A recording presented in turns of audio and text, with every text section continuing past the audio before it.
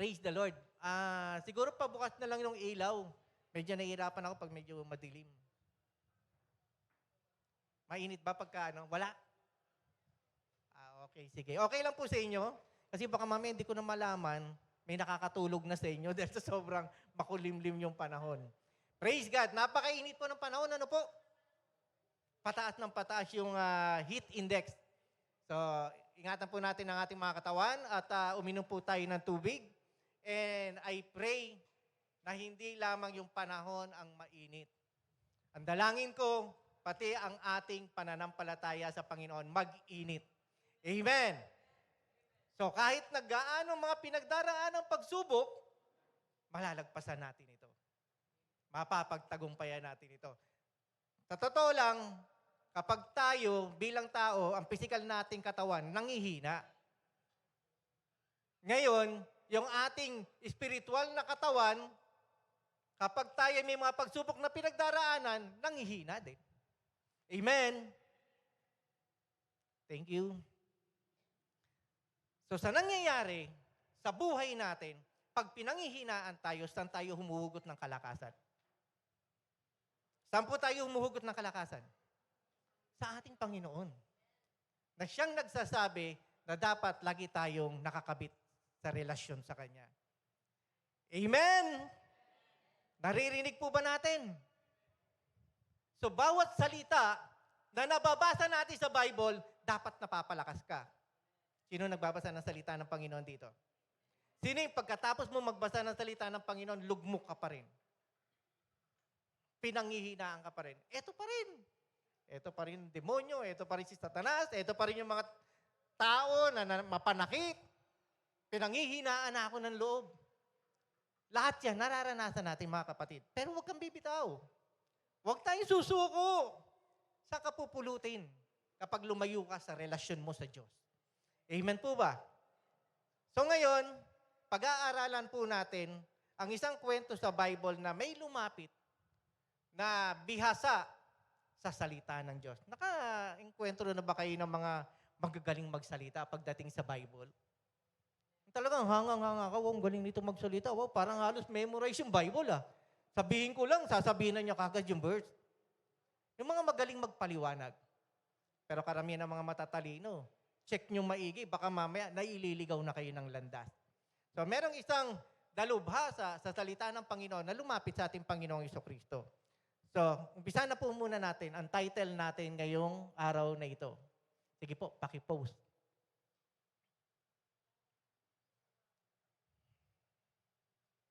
Praise God. The greatest commandment. Para sa inyo. Sa mga nabasa nyo sa salita ng Panginoon, syempre, ang dami niyan, di ba? Marami itinuro sa atin kung ano yung mga dapat nating gawin. Para sa inyo, ano yung pinakamahalagang bagay? O yung sinabi sa atin ng Panginoon na napakahalaga? Check natin. Ay, sa akin, Panginoon, mahalaga sa akin, love. Mahal niyo ako. Yun, talagang buhay sa akin yun. Dapat nakikita nararamdaman ko yung pagmamahal. Okay, yes. Tama yun. Kasi, sabi nga ng Panginoon, di ba, love one another. Kasi kung walang pagmamahal, tapos merong mga galit, may mga sama ng loob, meron kang mga pinagdaraanan sa buhay, hindi mo maranasan o maramdaman yung pagmamahal, siyempre, nawawala ka. Pero ano po ba ang katuruan na sinasabi ng Panginoon sa Bible? Buksan po natin sa Matthew chapter 22, verse 36. The greatest commandment. Matthew 22, verse 36. Umpisahan po natin sa verse 36. Sige po. Samahan niyo po ako, kahit medyo madilim. Huwag po nating hayaan na paypayin ng demonyo yung inyong mga mata at biglang pumikit diyan. Baka mamaya maghilik kayo Sabi rito, Guro, alin po ang pinakamahalagang utos sa kautusan? Tanong niya. Pakibaba po. Hindi, 35. Paki-ano mga uli, 35. Okay. Sa 35 muna tayo mag-umpisa. Sorry. Verse 35. Bigla tayong napatalon pala.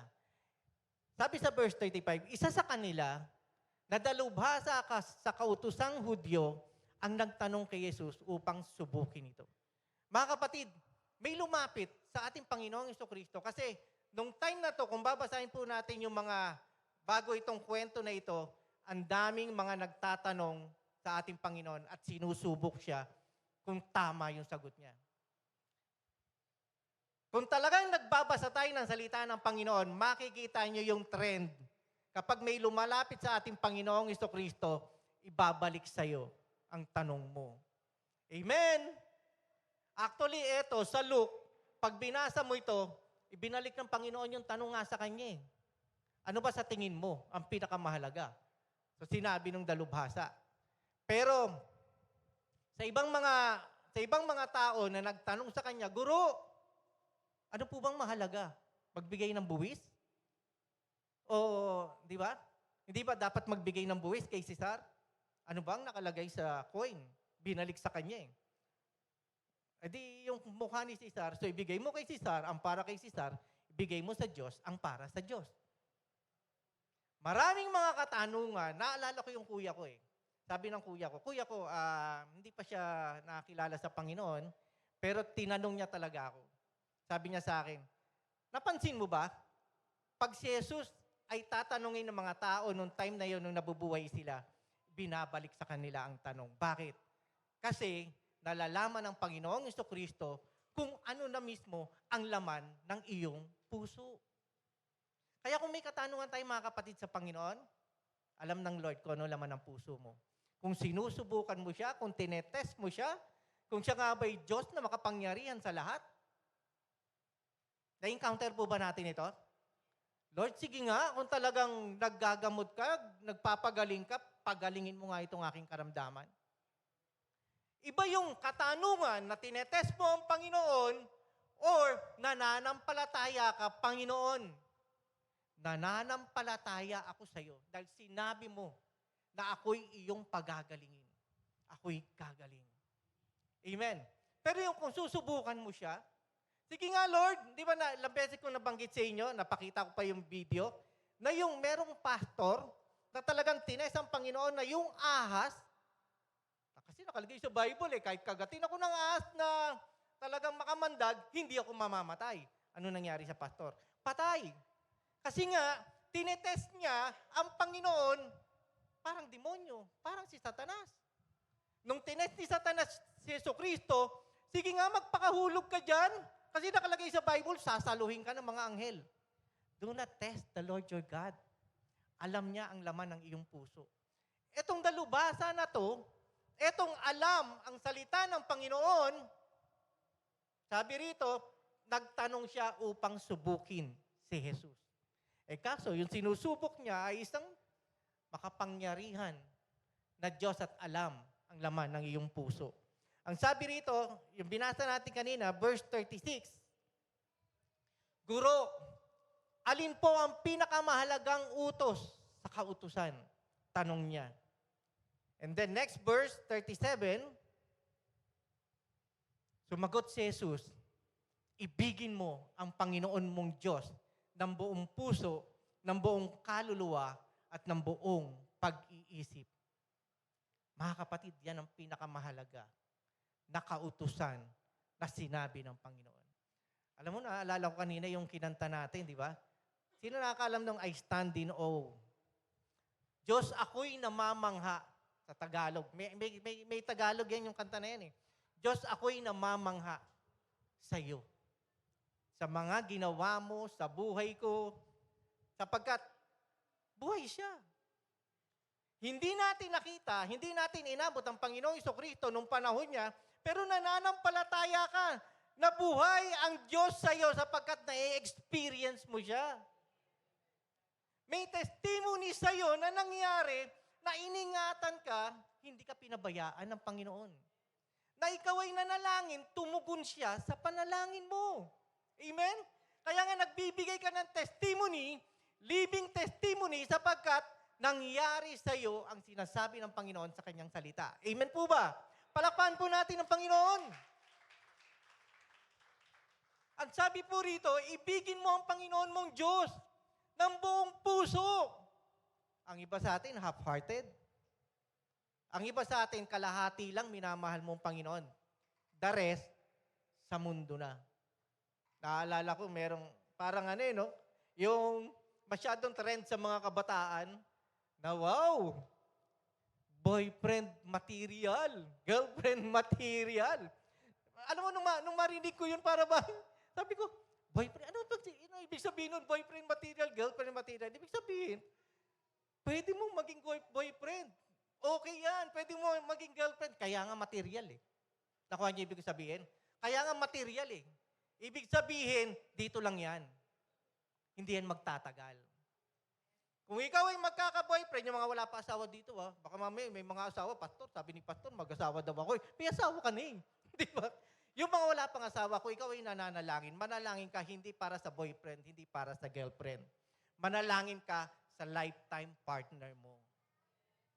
Kaya nga, kapag ikaw ay nag-girlfriend, boyfriend, hindi mo alam kung yan ang mapapangasawa mo, kapatid, ipanalangin mo kung talaga bang siya para sa'yo. Baka naghahanap ka lang ng kapartner mo. Para kapag nagkaroon ng kantsawan, may boyfriend ka na, may girlfriend ka na, meron na. May pagmamalaki mo. Pero, mga kapatid, simulat sa pool, alam na ng Panginoon ang the best para sa'yo. Hanapin mo yun. Huwag kang maghanap ng magiging kapartner mo lang na girlfriend, boyfriend. Hindi yan boyfriend material. Hindi yan girlfriend material. Ang pinipili natin yung binibigay ng Panginoon para sa atin. Pero hindi ko naman inaano yung iba kasi merong mga iba na may gift of celibacy na tinatawag. Kung talagang ikaw ay destined na hindi makapag-asawa, wala naman po akong karapatan para questionin yon. Sabi nga ni Pablo, mas masarap na maglingkod nang wala kang asawa. Bakit? Kasi wala ka pong iniisip na iba. Nakuha niyo ibig sabihin? Ang sabi ni Pablo, katulad ko, kung pwede nga lang na maging katulad niyo ako para wala kang iniisip na iba pang mga obligasyon. Hindi ko naman sinasabi na kapag ang pamilya ay parang makakasira sa relasyon mo sa Panginoon, hindi naman po. Kung ano yung kalooban ng Panginoon, mangyayari. Ikaw ay may pamilya, priority mo ang family mo, pero hindi ibig sabihin na uunahin mo pamilya mo, kakalimutan mo ang Diyos. Mga kapatid, ang sinasabi ko po rito, ang sinasabi ni Pablo sa kanyang pangungusap, na kapag ikaw ay may pamilya, nahahati yung pananaw mo. Nakuha niyo ibig sabihin? Kasi nga, meron kang responsibilidad sa pamilya mo. Mga kapatid, marami dito may mga pamilya, ako may pamilya. Siyempre, priority ko ang pamilya ko. Kapag napapalayo na yung pamilya, responsibilidad ko na ayusin ang pamilya. Pero sa una ang Panginoon. Ha? Sa priority natin, number 1 ang Panginoon. Number 2, ang family. Kung ikaw ay may trabaho, kung ikaw ay merong nag-aaral ka, number 3, priority mo yan. Yung pagtatrabaho, yung pag-aaral. Number 4, ministry. Kung ikaw ay full-time, number 1, si God. Number 2, yung family. Number 3, ministry. Kasi nakatalaga ka na sa ministry sapagkat full-time ka. Mga kapatid, ako po nagtrabaho, pero at the same time, naglilingkod ako sa Panginoon. Hindi ko, eto sinabi ko na rin to, hindi ko sinasabing part-time lang ako sa ministry. Kahit ako'y nagtatrabaho, halos ng time ko, binibigay ko, wag lang maapektuhan yung pamilya ko. Pero lahat ng kaya kong gawin, binibigay ko rin sa ministry. Ang ibig kong sabihin, kung ako ay may trabaho at nagkaroon ng conflict sa ministry, mas priority ko yung trabaho. Pero, kung meron akong time, iano natin to kung meron akong time sa ministry at wala naman akong problema sa trabaho, go. Ako po ay naglilingkod sa Panginoon. Hanggang sa dumating yung time, pastor na ako nun. Inordain na po akong pastor, nagtatrabaho pa rin po ako. Wala pong problema doon. Iba po yung sinasabi na nag-full-time ka para sa ministry sapagkat ibinigay mo ang buhay mo sa ministry para maglingkod. Kuha niyo po ibig ko sabihin, sino ang number one sa atin? Ang Panginoon. Higit sa lahat, sa mga nangyayari, maging sa family mo, huwag mong kakalimutan ang Diyos sa buhay mo. Kaya kung ang isang pamilya ay wala si Kristo, hindi siya ang pundasyon ng inyong pamilya, magkakagulo-gulo yan. Maaaring inaayos mo ang pamilya mo nang wala kang relasyon, useless lahat yan. Sino ang Panginoon ng pamilya mo? Dapat number one, si God. Amen. Meron ngang isang mag-asawa na muntik na maghiwalay. Ang sabi ng babae sa lalaki, ang sabi ng lalaki, alam mo, number 2 ka sa buhay ko. E di nagalit yung babae, sabi ko na nga ba meron kang kabit na iba Hindi. Sapagkat ang number 1 sa buhay ko, si God. Pangalawa ka. Amen. Ibig sabihin, inuuna mo ang Diyos sa buhay mo, yung pamilya mo, aayusin ng Panginoon. Amen. Palakpakan po natin ang Panginoon. Kasi baka malito po tayo, pag nagkaroon ng conflict sa mga priorities natin, ano po ba ang pinakamahalaga? Number 1, si God. Number 2, family. Number 3, kung may trabaho ka o nag-aaral ka, yun ang number 3. Number 4, ministry. Now, kung ikaw ay full-time, ang number 3, yung ministry. Amen po ba? Okay. Pag-usapan po natin yung pinakamahalaga sa lahat. Walang iba, kundi ang Panginoon. Sa lahat ng anggulo ng buhay mo, di ba sinasabing pray without ceasing? So, ang ginagawa ng iba, meron nga akong kakilala, nananalangin, talagang wala nang pakialam, kundi nakaluhod na, nagpipray na, kahit saan lugar. Hindi po yun ang ibig sabihin ng pray without ceasing. Ang pray without ceasing, kahit na anong ginagawa mo, nag-aasikaso ka sa bahay, naguhugas ka ng plato, ang isip mo laging nasa Panginoon. Amen. Pag ikaw ay sumasakay, pag ikaw ay may ginagawa, inuuna mo ang Panginoon. Lord, ano po ba ang plano nyo sa akin? Panginoon, ano po ba ang dapat kong gawin? Meron po akong ipuputap na business. Dalangin ko po, Lord, yung gusto nyo ang mangyari, hindi yung gusto ko. Pinapag-pray po natin.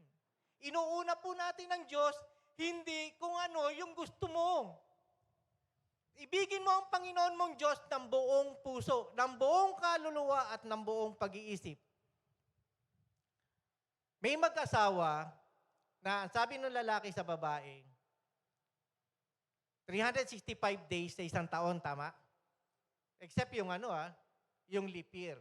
Sabi po rito ng lalaki, 364 sa iyo ko. Yung one day, sa akin lang ito. Huwag kang magko-question. Payag ba kayo kung kayong babae? Sinabihan kayo ng asawa niyong lalaki na 364 sa iyo ko. Yung isang araw, huwag mong papakialaman kung saan ako pupunta. Payag kayo? Yung mga asawang babae dito, payag kayo? Siyempre hindi. Malay mo kung yung isang araw na yun, anong gawin niya, saan siya magpunta? Ganon din po ang ating Panginoon. Ayaw niya na may kahati siya sa kanyang puso. Gusto niya buong buo na ang laman ng puso natin ang Panginoong Jesucristo. Amen! Amen po, Tatay Ruben? So ganon po tayo. Na tumanggap sa Panginoon, hindi. Alam niyo po ang puso natin, sinasabi namin, di ba? Pag tinatanggap natin ang Panginoon, merong pintuan ng puso dyan. Na pag binuksan natin, hindi po ikakat yan, hindi operahan, spiritual. Na merong trono dyan. Sino ang nakaupo sa trono ng iyong puso? Nung dating hindi mo nakikilala ang Panginoon, ang nakaupo dyan, si Satanas. Ang nakaupo dyan, yung mga demonyo na nag-aano sa atin ng kasalanan. Pero nung tinanggap po natin ang Panginoon sa buhay natin, umalis ang mga demonyo na yan. Kung ano man, yung nasa puso natin. At ang Panginoong Jesucristo na sinasabi natin, Panginoon, tinatanggap kita bilang aking Panginoon at tagapagligtas. Pumasok ka dito sa aking puso. Mananahan ng Panginoon. Lahat ng mga demonyo na dati mong ginagawa sa buhay mo, wala nang lahat yan. Kaya lang, meron kang choice na pwedeng isang tabi mo si Jesucristo sa puso mo. Lord, diyan ka lang sa tabi ko. Ako muna ang magdi-decide. Amen! Hindi natin naiisip yan, hindi natin napapansin yan. Ikaw ang gumagawa ng desisyon mo na yung Panginoon ay pinapasok mo, hindi mo sinusunod. Sabi niya, anak, baka mapahama ka dyan. Mapapahama ka dyan, hindi pala baka. Kasi alam ng Panginoon mapapahama ka dyan, huwag mong gagawin yan. Lord, ako nang bahala. Diyan ka lang. Stay put ka lang. Gagawin ko to. Kaya ngayon, kapag ikaw ang nanguna sa mga desisyon, nananalangin ka, Pastor, nanalangin naman ako. Sinabi ko sa Panginoon. Bakit ganito nangyari sa akin? Dahil ikaw pa rin ang nauna sa desisyon mo. Inisantabi mo lang ang Panginoon sa puso mo. Abay, kung may yung upuan sa puso natin, baka mamaya mahuhulog na si Lord. Nandun na sa pinakagilid na upuan. Kasi ikaw ang nagpapaalis sa Kanya sa trono ng iyong puso. Amen po ba? Desisyon mo kung bakit ka nakakaranas ng mga matitinding pagsubok. Kadalasan. Hindi ko sinasabing lahat. Kasi siyempre, gumagawa ang kaaway para pahinain tayo sa ating pananampalataya. Pero, kadalasan ng mga pinagdaraanan nating mga problema, tayo ang may gawa. Amen. I-check mo. Bakit galit na galit sa yung mga kapatid mo? Kasi nakapagsalita ka ng hindi maganda. Na na-offend sila. Nasaktan sila. So ngayon, nagre-react yung mga kapatid mo, may sinasabing hindi maganda sa'yo. Kasi nga, nakagawa ka ng isang pagkakamali. Nakuha niya ibig sabihin?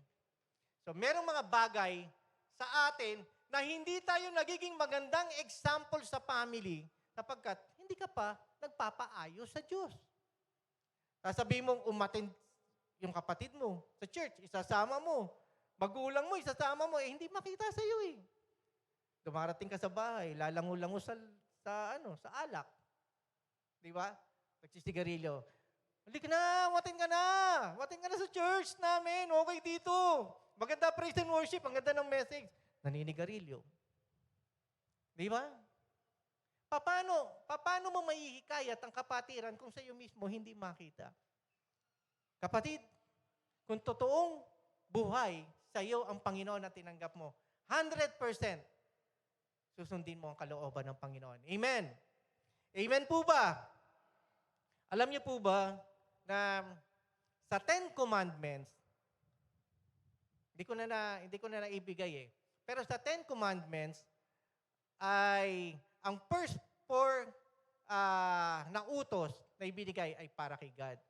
Nandiyan yung ako lamang ang sambahin mo, wala nang iba, huwag kang gagawa ng Diyos-Diyosan, and thou shall not use the name of the Lord your God in vain, honor thy Sabbath, honor yung Sabbath, lahat yan para sa Panginoon. Pero alam nyo, nung napag-aralan ko, kasi yung sa relihiyon ko dati,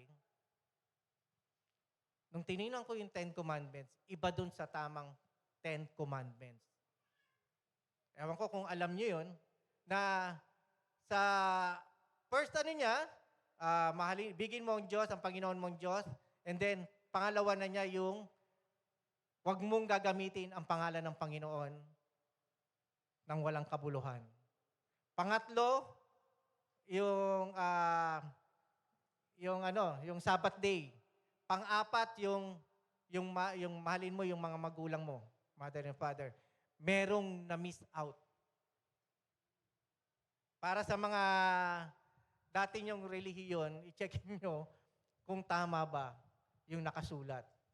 Kasi sa 10 Commandments, ang first 4 Commandments para kay God, 6 to 10 sa tao. Pagmamahal sa kapwa.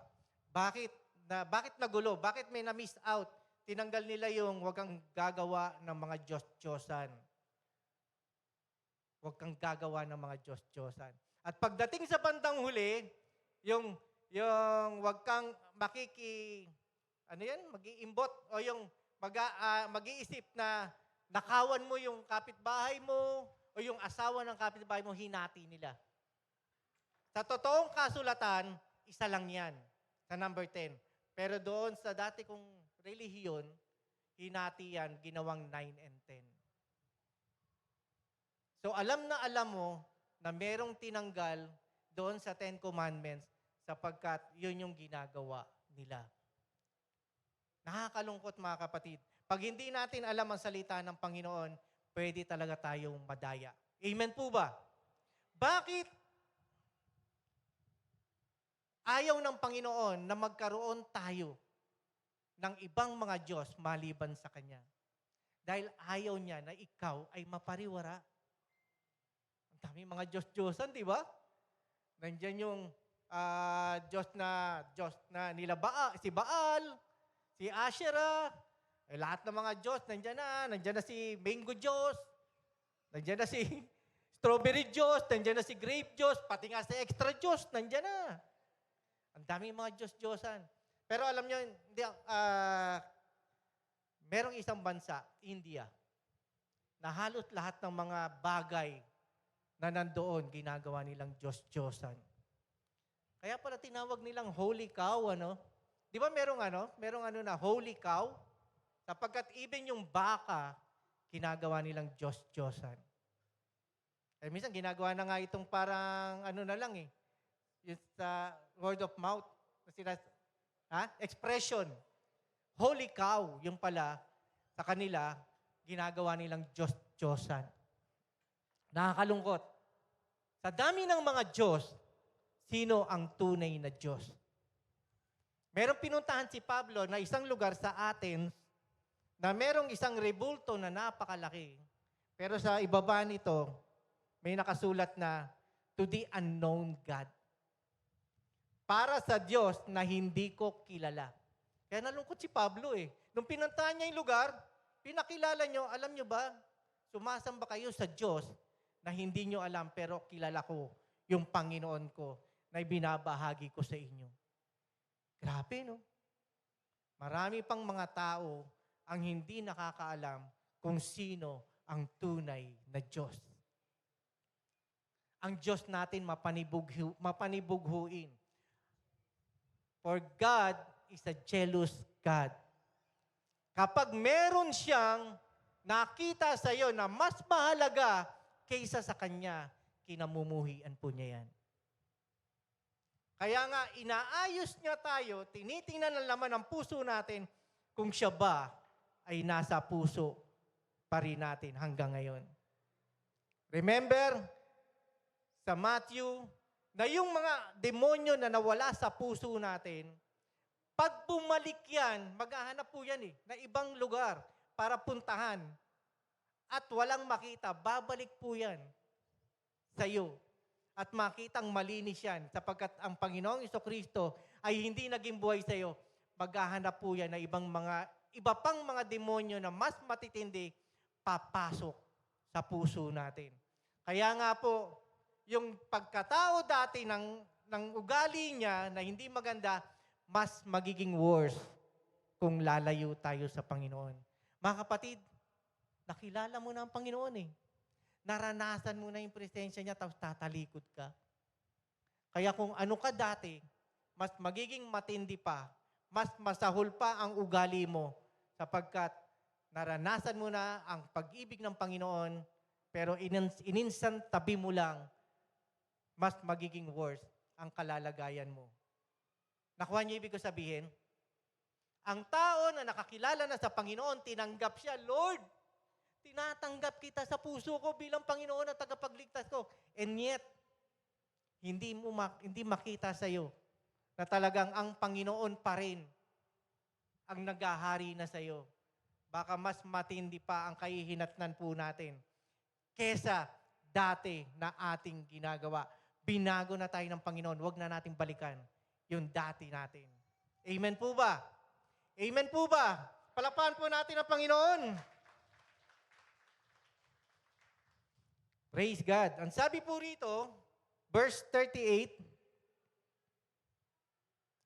pakiakyat po, pakitaas. Sabi rito, ito ang mahalagang utos. Love the Lord your God. Sabi sa Deuteronomy chapter 6, verse 5 to 9. Deuteronomy chapter 6, verse 5 to 9. Pinakamahalagang utos. Huwag mong kakalimutan. I-prioritize mo sa buhay mo ang Panginoon. Verse 5, sabi rito, ibigin mo si Yahweh na iyong Diyos ng buong puso, buong kaluluwa at buong lakas. Lahat sa iyo. Lahat kung ano man ang meron ka, ibigay mo sa Panginoon. Verse 6, ang mga utos niya ay itanim nyo sa inyong puso. Huwag mawawala. Huwag ikaw yung bubunot ng lahat ng mga natutunan nyo. Alam nyo, kapag tayo ay nakakarinig ng salita ng Panginoon, ang salita ng Panginoon, hindi babalik sa atin yan ng walang kabuluhan. Alam nyo kung bakit? Lahat ng mga tao na nakarinig ng salita ng Panginoon, magkakaroon ng kalakasan. Kaya lang, paglabas natin, pwedeng nakawin niya ng kaaway, magkaroon ka ng problema, bagsak ka na uli, hindi ka makalago-lago sa pananampalataya mo. Itanim mo. Diligan mo. Pagyamanin mo hanggang sa pagkaroon ng bunga. Lumago yan sa pananampalataya. Huwag kang makontento na nakikinig ka lang, kapatid.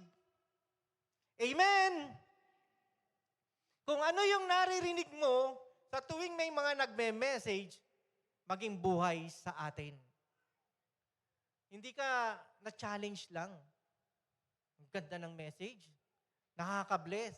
Pero hindi mo naman sinasapamuhay. Ikaw pa rin ang nangunguna sa buhay mo. Nasaan yung mga salita na naitanim sa puso mo? Pastor, wala. Naligayaan ka ngayon, natuwa ka ngayon, lumabas ka ng church, maligaya, masaya, naharap mo yung asawa mo, na minura ka, sinasaktan ka, wala na. Pastor, ayoko na. Kasi ang dami-daming problema sa bahay. Hindi na ako makaalis sa problema namin. Lagi na lang kami nag-aaway. Ang sabi rito, hindi ibig sabihin na nagkaroon ka ng kalakasan ng salita ng Panginoon, hindi ka na magkakaroon ng problema. Dadaan ka sa paggusto, sa pagsubok, para matest yung pananampalataya natin. Amen? Nananampalataya ba tayo sa Diyos? Naniniwala ka ba na may gagawin siya sa atin? Pagbabago sa pamilya mo? Yung anak mo na nagda-drugs na? Minumura ka? Nilalait-lait ka? Naniniwala ka na kaya siyang baguhin ng Panginoon? Walang imposible sa Panginoon. Kasi kung check mo sarili mo, mas kilala mo sarili mo kung ano ugali mo eh. Bakit ikaw binago ng Panginoon? Huwag tayong manghinawa na manalangin, magtiwala sa Panginoon na mangyayari yung gusto ng Lord sa buhay natin at sa pamilya natin. Amen? Palakpakan muli natin ang Panginoon. Kung ano yung mga salita na natanim sa puso natin, pagyamanin po natin. Diligan po natin. Maging buhay sa atin ang salita ng Panginoon. Sabi rito, verse 7, ituro nyo ito sa inyong mga anak. Mga kapatid, yung mga anak natin na nasa conference, na tinuturuan ng mga teachers, malaking bagay po yan. Pero malaking bagay na kayo ang nagtuturo sa inyong mga anak. Amen! Parang may mga magulang na ganyan no? Nagalit sa teacher Teacher, ba't ganito ugali ng anak ko? Kaya nga ipinasok ko sa school nyo para turuan nyo Mas marami tayong oras sa bahay. Nakasama natin ang ating mga anak. Hindi dinala mo yan para matuto lang. Sa bahay mo mismo, turuan mo ang mga anak mo sa pamamagitan ng salita ng Panginoon. At doon siya mababago. Amen! At yung salita na tinuturo natin sa ating mga anak, dapat buhay din sa atin. Hindi yung, anak, huwag kang mag-iinom. Huwag kang maninigarilyo, huwag kang magbibisyo. Pero ikaw, ginagawa mo. Amen! So dapat ipakita natin sa mga anak natin na buhay at ginagawa din natin ang sinasabi ng salita ng Panginoon. Kasi mas maganda na yung na-experience mo ang siyang itinuturo mo sa mga tao. Amen.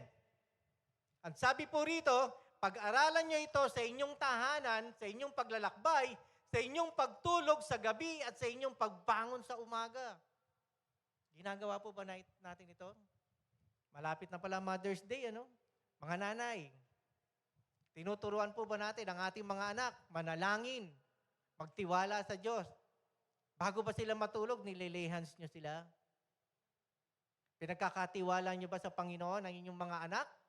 Na kahit saan sila magpunta, gagabayan sila ng Panginoon?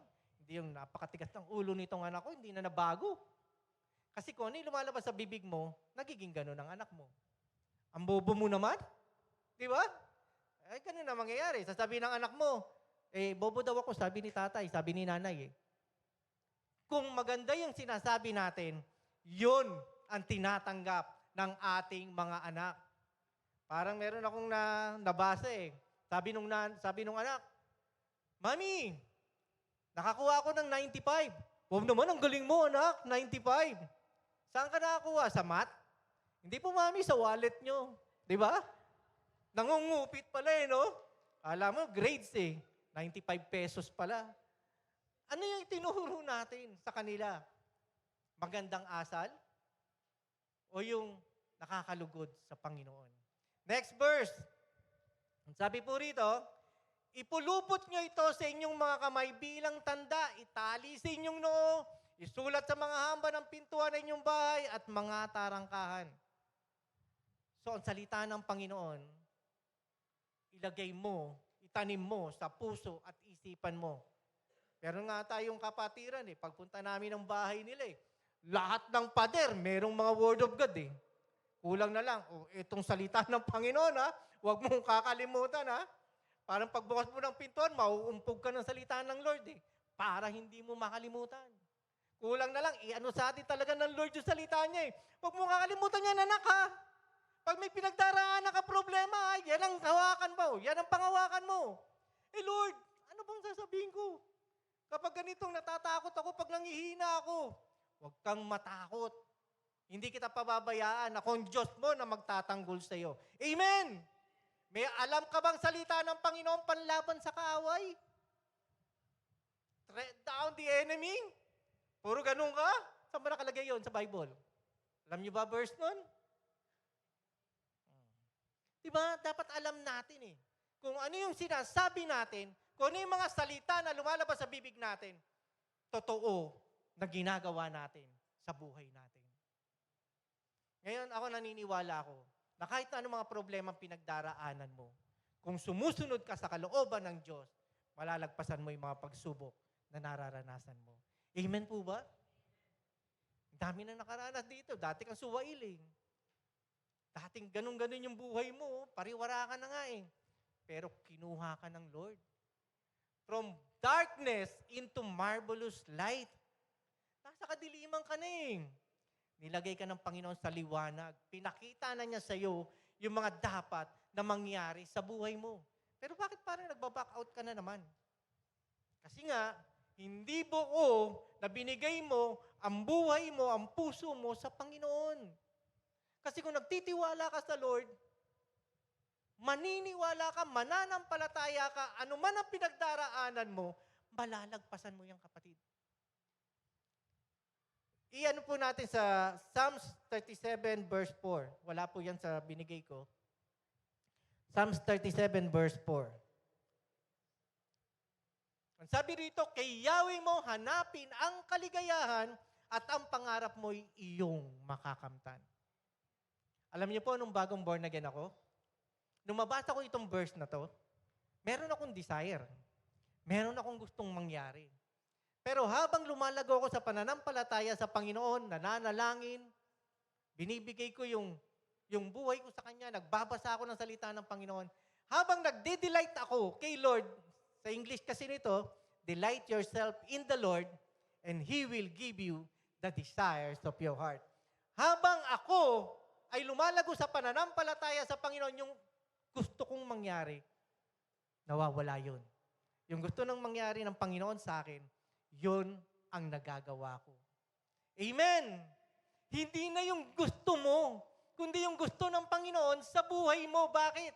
Kasi nga habang ikaw ay lumalago sa pananampalataya, yung dati mong iniisip, yung dati mong ginagawa, hindi na ikaw ang nabubuhay. Ang Panginoon na nabubuhay sa iyo. Amen! Kaya hindi mo nasasabihin na, buhay pa yung dating David Buhay pa yung dati ko ugali Patay ka na sa dati mong ugali. Buhay ka na sa Panginoon. Yung dati mong ginagawa, hindi na dapat pakita sa iyo kung talagang minamahal mo ang Panginoon ng buong buhay mo. Amen? Bakit na sinabing buo? Kasi pag partial lang, mapapariwara ka, kapatid. Yung tuon ng pansin mo sa Panginoon na divert sa iba, yung tuon ng pansin mo kay Lord na divert sa iba, mapapariwara ka. May isang kwento sa Bible si Haring David. I hope na nabasa nyo na po ito. Sa 2 Samuel chapter 11, pero basahin nyo na lang sa Bible. Doon time na nakita niya si Bathsheba, bakit nagkasala si Haring David? Sapagkat may time sa buhay niya nalalaban sa gera yung kanyang mga tauhan, hindi siya sumama. So, nasan siya? Nandun siya sa itaas. Titingin-tingin lang na ganyan. Idle time. Walang ginagawa. Nagpapahinga. So, sa panahon na siya ay nagpapahinga, nakita niya si Bathsheba na naliligo. Parang walang pinagkaiba no? Parang halimbawa si Haring David, nag-ML, focus na focus sa paglalaro, may nag-pop up, no? Sexy. Na-focus siya doon sa sexy. Di ba?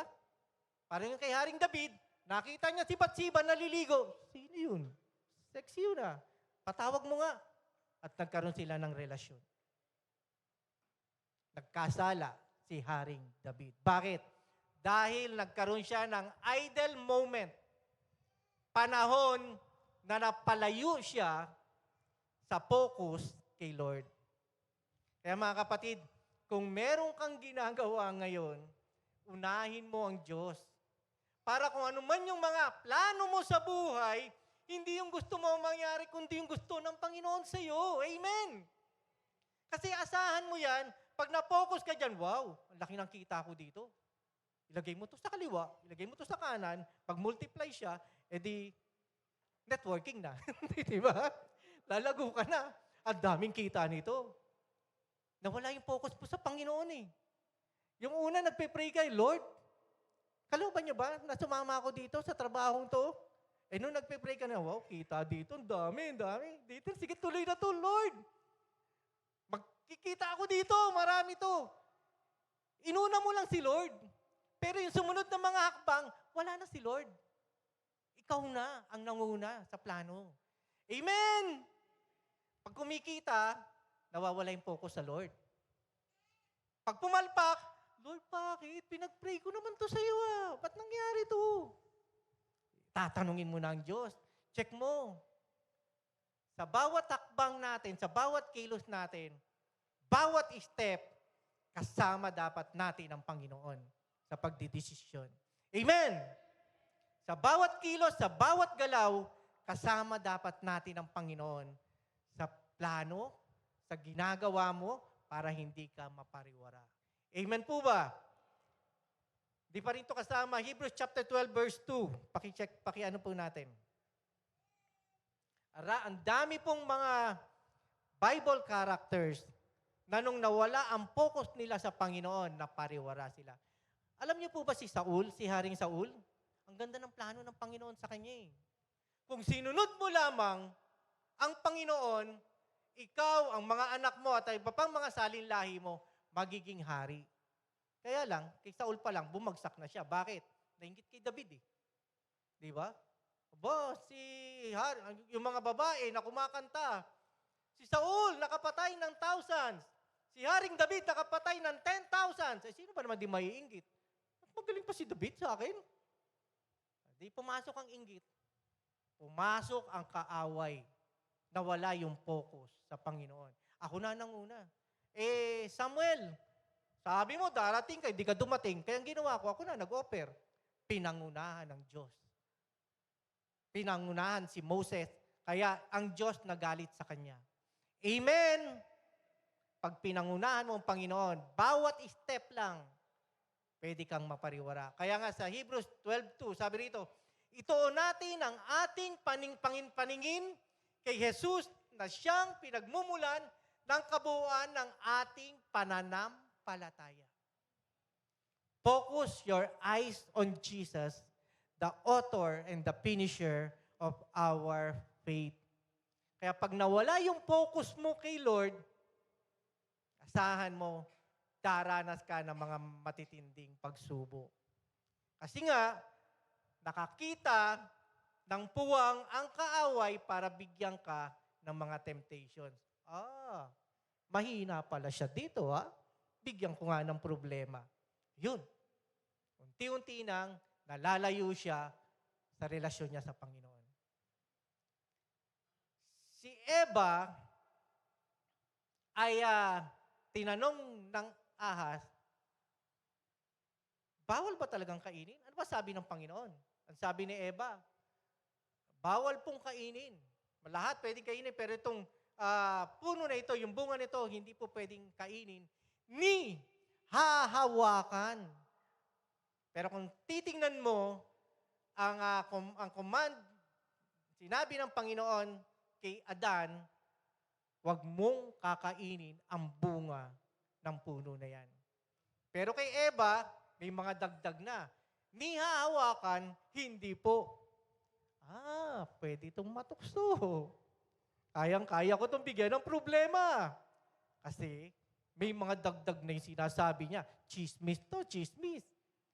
So, kaya nga, pag meron tayong ginagawa ng hindi gusto ng Lord, asahan mo, daranas ka ng matinding pagsubok. Kasi lahat po tayo, kumbaga sa mall, kumbaga sa department store, may tag price sa demonyo. Presyo mo pala 99 JB Piso na lang, 100 ka na. Pero alam ko kahinaan mo. Ito pala kahinaan mo Pag nalaman ng kaaway, doon ka didikdikin hanggang sa mapalayo ka sa relasyon mo sa Panginoon. Amen! Ang sabi po rito, we ought not to love God partially. Hindi dapat partial lang ang pagmamahal natin sa Panginoon. Buo, ibigay natin sa Lord.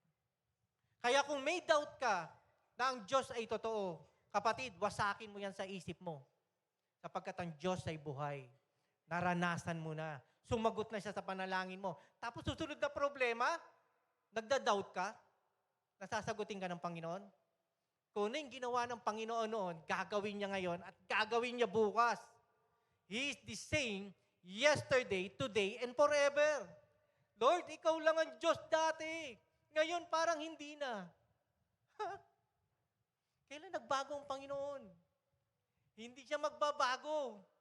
Mangyayari, nakatakda na yung gagawin ng Lord sa buhay mo kung susundin mo siya.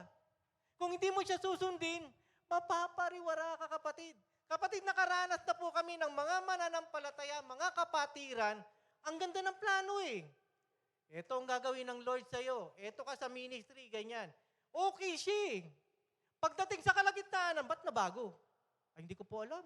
Kailangan ko po magtrabaho Bakit? Akala ko ba ito yung sinabi ng Panginoon sa'yo? Nababago po pala. Nababago ang plano ng Lord? Hindi po totoo yan. Kung talagang yan ay para sa'yo, ibibigay niya sa'yo yan. Kahit anong hadlang ng kaaway, mas matindi pa nga May plano ang Lord sa'yo, pero iba yung ginagawa ng kaaway para hindi mo makuha yung gusto ng Lord sa'yo. Amen! Kaya ngayon, nagda-doubt ka. Lord, totoo ka ba? Tama ba yung nararanasan ko ngayon? Dati gusto ko talaga ba't ngayon parang nabago? Kaya umaayaw ka. Hindi po exempted ang mga pastors Hindi exempted ang mga leaders Mas matindi pa nga yan Tinawag ka ng Panginoon sa posisyon mo, tapos pagdating sa bandang uli, ayawan na. Kasi nasaktan ako, na-offend ako. Kasi may hindi magandang nangyari. Kapatid, Yung pagtawag ng Panginoon, walang pwedeng humadlang dito. Mangyayari at mangyayari yung plano niya. Ang problema, ikaw, pinaglalaban mo ba ang Panginoon sa buhay mo? Nasaktan ka, hindi ka pinaglaban ng babae. Mahal mo siya pero hindi ka niya minahal. Ganon din po ang Panginoon natin. Ayaw niya nang may kahati siya sa puso natin. Gusto niya buong buo na tinatanggap at minamahal natin ang Panginoon. Amen! Palakpakan po natin ang Panginoon. Hindi partial, buo dapat na mahalin natin ang Panginoon. Ang sabi rito, hindi dapat 99, 100% binibigay natin sa Lord. Punta tayo sa pangalawa. Next, balik po tayo sa Matthew chapter 22. Verse 39. Doon na po tayo. Matthew 22 verse 39. The second commandment. Ito naman ang pangalawa. Una, si God. Huwag nating kakalimutan yan, ha. Number 1, si God. Kahit ano mangyari, si God. Huwag mong itatatwa ang Diyos. Ano man ang mangyari. Pasalamat tayo. Hindi natin nararanasan na i-renounce mo yung faith mo kay God para magawa mo yung mga bagay. Sa ibang bansa, papatayin ka, ito-torture ka. Pag hindi mo ni-renounce yung pananampalataya mo sa Panginoon. Huwag niyong kakalimutan yan. Number 1, si God. Ano man ang mangyari, huwag mong bibitawan ang pananampalataya mo sa Diyos. Meron pong isang kwento, bago po tayo dumako sa pangalawa, meron po isang kwento. Alam ko, true story ito. Hindi ko lang maalala kung saang lugar. Isang communist country na pinagbabawal ang Christianity. Merong isang underground na church na doon sila nagtitipon-tipon at nag-worship sa Panginoon. Pinasok sila ng mga military. Siyempre, pag mga military na yan, ito torture, huhulihin, papatayin. Pag hindi mo ni-renounce ang pananampalataya mo. Merong isang leader ng military. Pinatalikod lahat ng mga Christian na nananampalataya doon. Pag hindi nyo ni-renounce, si Kristo, papatayin namin kayo. So, ang ginawa nila, marami ang umalis ng church. Nagtakbuhan, ni-renounce nila yung pananampalataya sa Panginoon.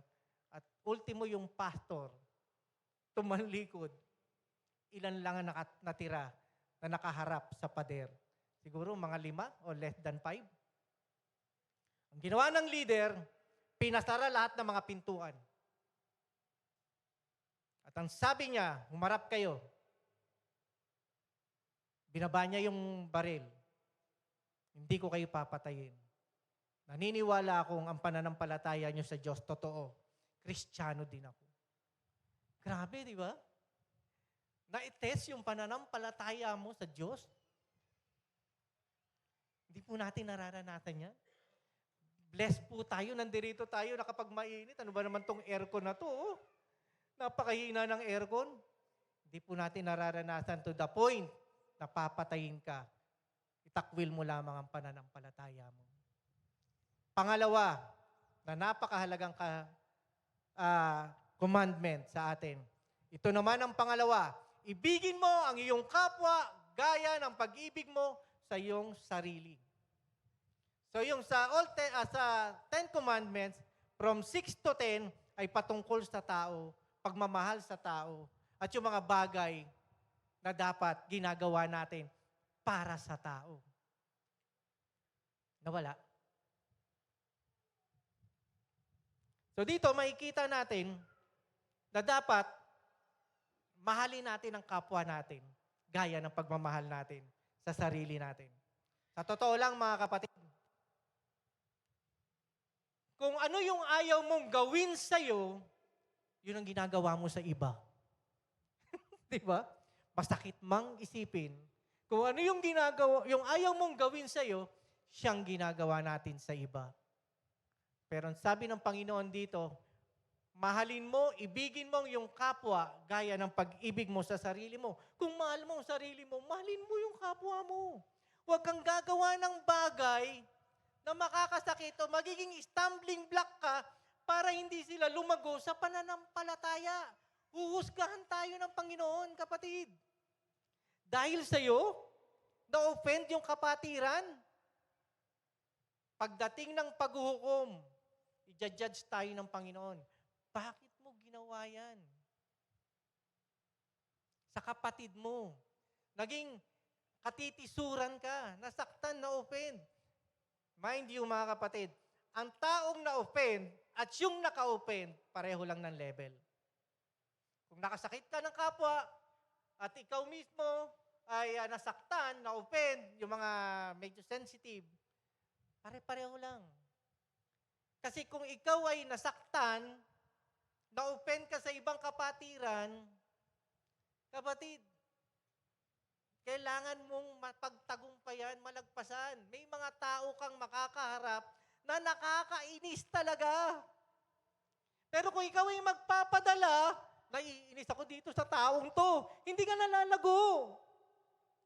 Pero kung hayaan mo siya, ipapanalangin mo siya, kaya nga, love your enemies and pray for those who persecute you. Mahalin mo yung kaaway mo. Madaling mahalin yung kaibigan eh. Kaaway? Huwag na, pastor. Okay na sa akin yan. Doon siya uupo, doon ako uupo. Para hindi kami magpanagpo. Di ba? Mamaya magkabanggaan kayo dito pagkuhaan ng pagkain. Di ba? Hindi mo maiiwasan. Ipanalangin mo. Yung mga taong naninira, nanlalait, mga bagay na hindi ko nakakagawa sa ng mabuti. Pero kung ikaw, kapatid, sinasabi mong naglilingkod ka sa Diyos, maraming na-open sa'yo, nakatala yan sa aklat. Wag mo hayaang may ma-offend sa'yo.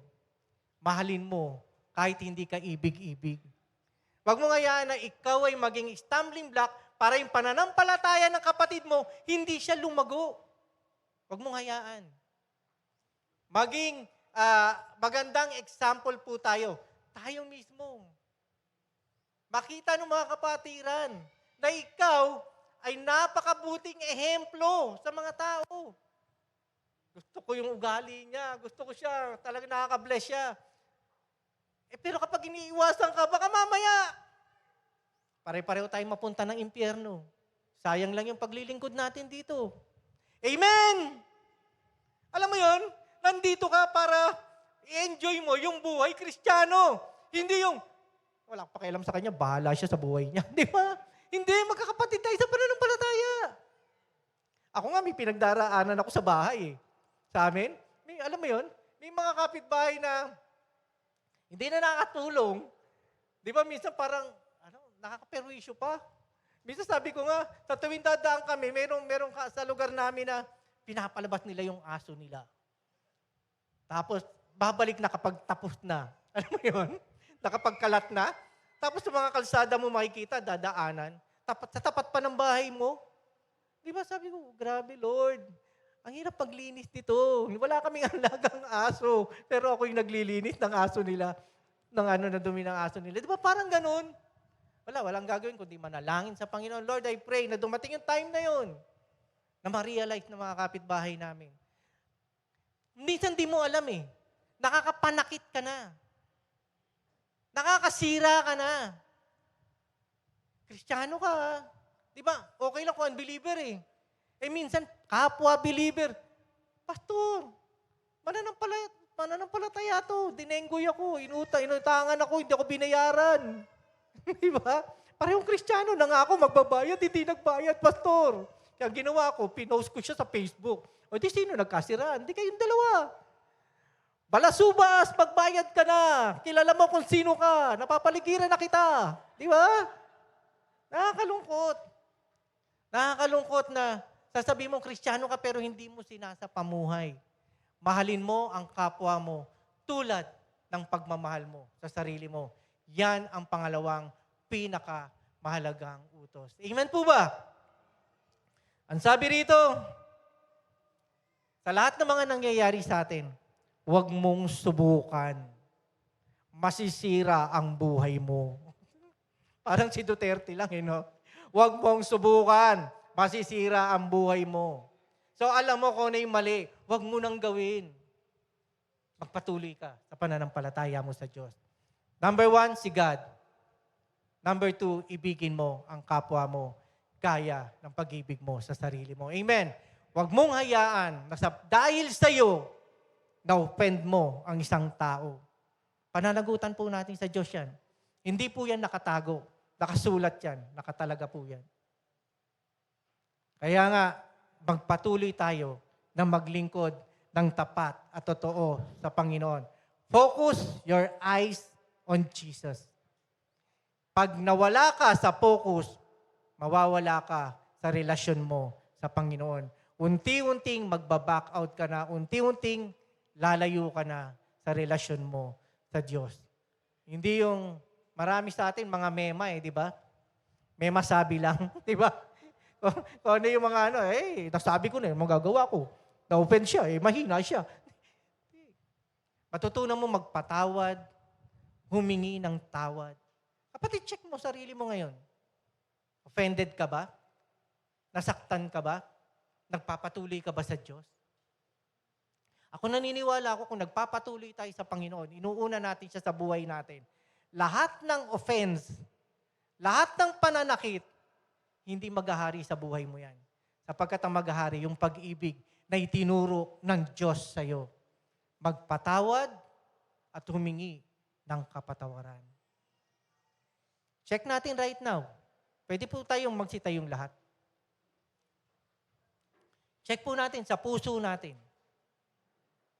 Baka talagang merong pang binabago sa iyo na nandiyan pa. May inaayos ang Panginoon sa atin. Tagal nang kinakalkal ng Panginoon yan Masakit. Yes. Kasi yung laman ng puso mo, ang dami ng dumi. Ang daming basura. Nililinis ng Panginoon yan. Habang nililinis ng Panginoon ang laman ng puso natin, masakit. Kasi may binabago siya sa atin. Magpabago tayo. Amen. Sino po ang priority dito? Si God. Kung natin kakalimutan. Pangalawang kautusan, kung paano mo minahal ang sarili mo, mahalin mo ang kapwa mo. Whether nakasakit man siya, may ginawang hindi maganda, manampalataya ka, manalangin ka, na siya rin babaguhin ng Panginoon. Amen po ba? Pikit po natin ang ating mga mata sa oras na ito. Hindi ko po hahayaan na matapos ang ating service na meron sa atin na hindi tinanggap ang Panginoon sa kanyang buhay ng buong puso, buong kaluluwa, buong kalakasan. Ito yung panahon, kapatid, na lumapit tayo sa Panginoon, na nagbibigay kalakasan sa atin, nagbibigay katatagan sa atin, nagbibigay ng buhay. Ayaw niyang mapariwara ka. Sa oras na ito, kung sino man sa atin na gumigiwang yung pananampalataya mo sa Diyos or wala kang personal na relasyon sa Panginoon, ito na yung time na magbalik loob ka sa Diyos. Balik lang tayo sa Panginoon. Kung paano na naranasan natin yung unang pag-ibig natin sa Kanya, ibalik lang natin to. Kung offended ka, kung nasaktan ka, kung may problema ka pinagdaraanan, may tanong ka sa Panginoon, balik ka lang kay Lord. Tutugunin ng Panginoon ang lahat ng iyong katanungan. Lahat ng iyong pangangailangan. At kung sino man po sa atin ang handang isuko ang kanyang sarili sa Panginoon, mananalangin po tayo. Tandaan ng pagsuko sa Kanya, itaas po natin ang ating mga kamay. Isipin natin ang Panginoon. Humingi tayo ng tawad sa Kanya. Kung tayo nakagawa ng pagkakamali, napalayo tayo, sinisi natin siya, kinuwestiyon natin siya. Sundin niyo po ang aking panalangin. Panginoon, patawarin niyo po ako sa lahat ng aking mga nagawang kasalanan. Humingi po ako ng tulong. Hindi ko po kayang baguhin ang aking sarili. Pero kayo may magagawa, Panginoon. Saliksikin niyo po ang laman ng aking puso. Linisin niyo po ako, O Diyos. Patawarin niyo ako sa lahat ng aking mga nagawang kasalanan. Sa aking naiisip, lumalabas sa aking bibig, mga action ko na hindi magaganda at laman ng puso ko, patawarin niyo kami, Panginoon. Panginoong Jesucristo, lumalapit po ako sa inyo. Binubuksan ko ang pintuan ng aking puso. Pumasok kayo. Maghari bilang Panginoon at tagapagligtas ng aking buhay. Simula sa araw na ito, itinatalaga ko ang lahat sa iyo, Panginoon. Salamat sa kapatawaran sa aking mga kasalanan. Salamat sa kagalingan sa aking mga karamdaman. At salamat sa buhay na walang hanggan. Ito po ang aking dalangin sa pangalan ni Jesus. Amen. Ako na lang po mananalangin. O Diyos, salamat Panginoon sa mensahe niyo sa amin. Sa oras na ito, Lord, tunay Panginoon na dapat sa buhay namin, kayo ang number one. Kayo ang pinakamahalagang bagay na natanggap namin. Buong puso, buong buhay naming binibigay sa inyo, O Diyos. At kung may mga problema kaming pinagdaraanan right now, Lord, alam ko, tinutugon niyo aming panalangin. Mga kapatid, meron sa atin dito na nakakaranas ng matinding pagsubok sa pamilya. Kaya kanina pa ay inuulit-ulit ko na merong pinagdaraanan sa family. Nag-aaway-away, nagkakagulo-gulo. Ang Panginoong Diyos ay nangako sa iyo, kapatid. Siya ang bahalang magbago ng relasyon sa pamilya nyo. Kung sino ka man na nakakaranas ng mga problema sa pamilya, magtiwala ka, manangan ka sa pangako ng Panginoon. Meron dito na patuloy siyang naguguluhan sapagkat hindi niya alam kung paano masunod ang kalooban ng Diyos. Ito ang tugon ng Panginoon sa iyo. Magtiwala ka, manangan ka sa Kanya. Ilagak mo ang iyong sarili sa Kanya. Malalaman mo yung plano ng Lord sa iyo. Your question, kung anong will ng Lord sa iyo, malalaman mo yan habang patuloy kang nananalangin sa Panginoon, nagbabasa ng Kanyang salita, nagtitiwala, matatanggap mo yung kalooban ng Lord sa buhay mo. Kung meron pa sa atin na naririto ngayon na nakakaranas ng kapighatian sapagkat hanggang ngayon, ito yung binabago sa buhay mo eh. Ito yung situation eh. Hindi ka makaangat-angat sapagkat hindi ka pa nagpapatawad sa mga taong nakasakit sa iyo, kapatid. Sabi ng Panginoon, pinatawad na kita sa iyong mga kasalanan. Patawarin mo rin ang mga taong nagkasala sa iyo. Lalago ka sa pananampalataya. Magpalinis po tayo sa Panginoon. Magpalinis po tayo. Panginoon, salamat. Dahil ang inyong presensya ay nasa kalagitnaan na namin, O Diyos. Namamangha kami sa gawa niyo, Panginoon. Nalulugod kami, Lord God, sa pag-ibig niyo na yumayakap sa amin sa oras na ito.